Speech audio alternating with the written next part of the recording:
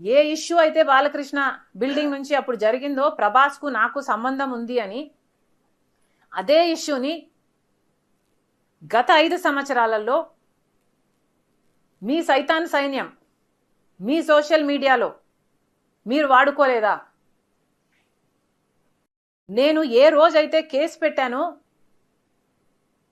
ఇలా జరిగింది నా మీద తప్పుడు ప్రచారం జరుగుతుంది అని ఏ రోజైతే కేసు పెట్టానో ఆ రోజే నేను ప్రభాస్ అన్న వ్యక్తిని ఇంతవరకు చూడలేదు అని చెప్పాను. ఈ రోజుటికి కూడా నాకు ప్రభాస్ అంటే ఎవడో తెలియదు.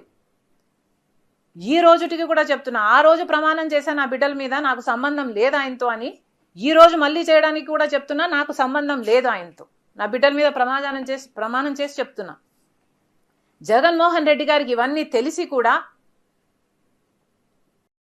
నాకు క్యారెక్టర్ లేనట్టు, నాకు ఆయనతో సంబంధం ఉన్నట్టు